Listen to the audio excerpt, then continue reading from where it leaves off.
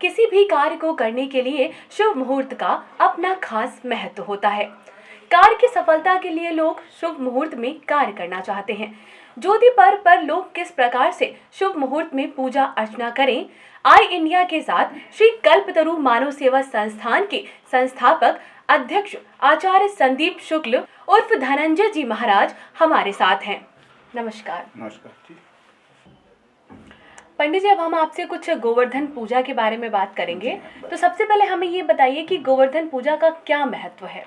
देखिए, ऐसा है, गोवर्धन पूजा का महत्व भगवान कृष्ण ने सर्वप्रथम गिरिराज गोवर्धन की पूजा करके और तब उसका महत्व अपने गोपी ग्वाल बालों को बताया था, क्योंकि वहाँ पर गौएं ज़्यादा थी। पहले हमारा जो कृषि प्रधान देश था उसमें गौओं की, बैलों की, इन्हीं की जो है पूजा होती थी और इन्हीं से सारे कार्य लिए जाते थे। गौ से दूध, दही, घी सारे ये पदार्थ मिलते थे और उसी से हमारा शरीर पुष्ट होता था। तो भगवान इंद्र का पूजन होता था ब्रजमंडल में, तो वहाँ पर जो है भगवान ने गिरिराज का पूजन करवा के उसकी महत्ता बताई, क्योंकि गिरिराज का पूजन होगा, उसकी तलहटी में गौएं चरने के लिए जाती थी। गौएं जब पुष्ट होंगी तभी हमें उनसे जो है खाद्य पदार्थ मिलेंगे, इसलिए जो है गोवर्धन पूजा का विशेष महत्व भगवान कृष्ण ने बताया था। पंडित जी, गोवर्धन पूजा की विधि क्या है?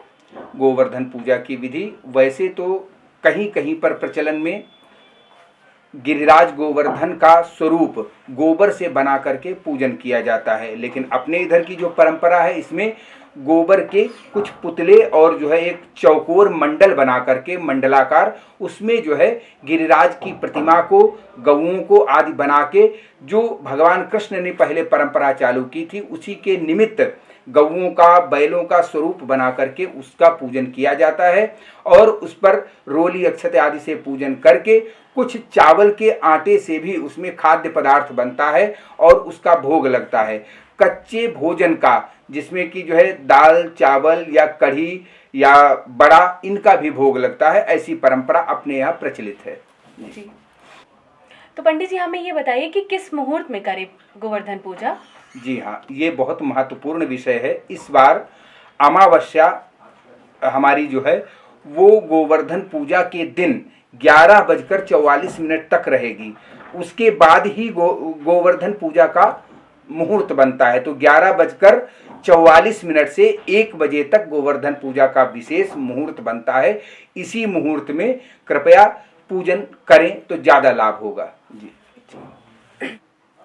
तो पंडित जी, हमें ये बताइए कि ऐसी मान्यता है कि गोवर्धन पूजा में सिर्फ सौभाग्यवती महिलाएं ही शामिल हो सकती हैं, क्या ऐसा सच है? देखिए, ऐसा है, कोई भी पूजन किया जाता है तो सौभाग्यवती स्त्रियों से ही पूजन की शुभता मानी गई है। शुभता के लिए सौभाग्यवती स्त्रियों से ही पूजन कराना उचित होता है, परंतु कहीं कहीं मान्यता ऐसी है कि पूजन करने में कोई दोष नहीं होता है। जहाँ ऐसी परंपरा है वहाँ पर लोग जो है अलग से पूजन भी करते हैं, परंतु उचित यही है कि सौभाग्यवती स्त्रियां ही पूजन करें, वो सर्वोत्तम विधि होती है जी। पंडित जी, इस पर्व से जुड़ा कथानक क्या है? देखिए, भागवत के आधार पर वेदव्यास जी ने लिखा है कि एक बार भगवान इंद्र की जो है गोपवाल पूजन ब्रजमंडल में कर रहे थे और उस समय जो है भगवान कृष्ण ने इंद्र की पूजा को बंद करा के गोवर्धन की पूजा का प्रारंभ कराया। उससे इंद्र बहुत रुष्ट हुए और उन्होंने जो है अपने मेघों को आदेश दिया कि जाकर के भीषण वर्षा करो, उस वर्षा से सारा ब्रजमंडल बहा दो। लेकिन भगवान कृष्ण ने जाकर के अपनी जो है छोटी सी कनिष्ठिका उंगली पर गोवर्धन को धारण किया और सारे ब्रजमंडल को उसी जो है गोवर्धन के नीचे बिठा लिया, जिससे ब्रजमंडल की रक्षा भी हुई और इंद्र का मान भंग हुआ। यह मात्र कथानक है जी। तो पंडित जी, आपका बहुत बहुत धन्यवाद। आपने हमारे दर्शकों को, आई इंडिया के दर्शकों को इतनी महत्वपूर्ण जानकारी दी। आप सभी दर्शकों को आई इंडिया की तरफ से दीपावली की हार्दिक शुभकामनाएं। बहुत बहुत बधाई। नमस्कार। खबर आपकी, नजर हमारी, देखते रहिए आई इंडिया।